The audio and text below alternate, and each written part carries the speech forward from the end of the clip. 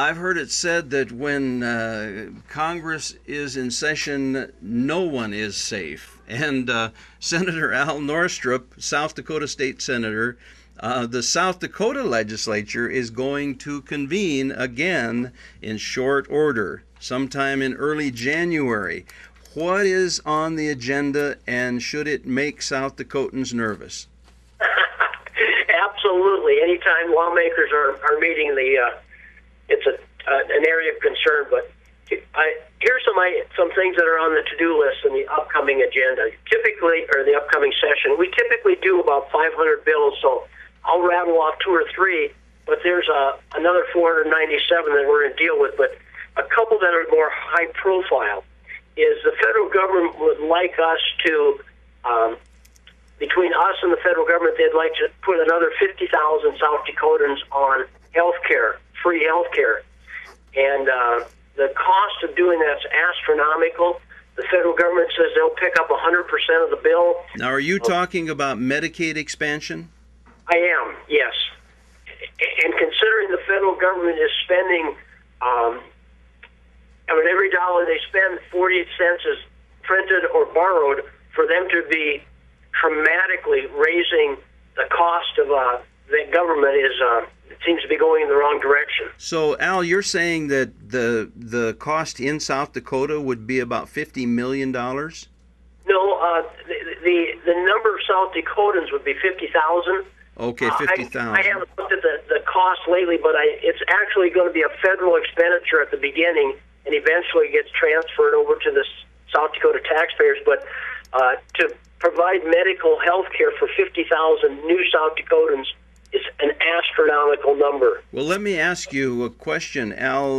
Last session, Governor Dugard seemed to be opposed to Medicaid expansion, but then he commissioned this, quote, study group, and now they're recommending Medicaid expansion, aren't they? I believe that's true. Well, I'm not sure if they're recommending it. I know they've presented the positives and the negatives, but I read just recently in the last few weeks read an article where Governor Dugard is most likely going to say we're not ready to make a decision and push it off for another year.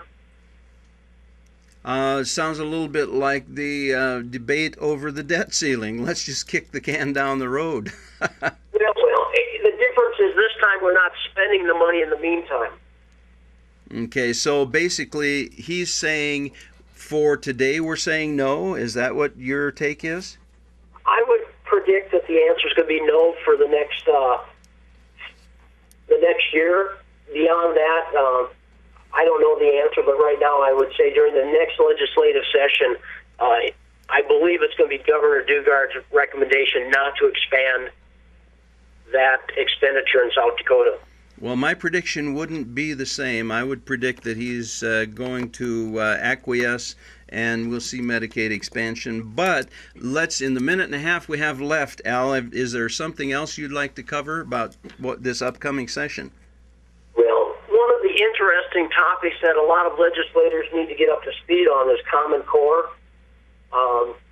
That's been in the news. It's been people have been meeting, and there's both sides make very convincing arguments as to why it's good or why it's bad. Now, Governor Dugard is a staunch supporter of Common Core. Where do you come down on that issue?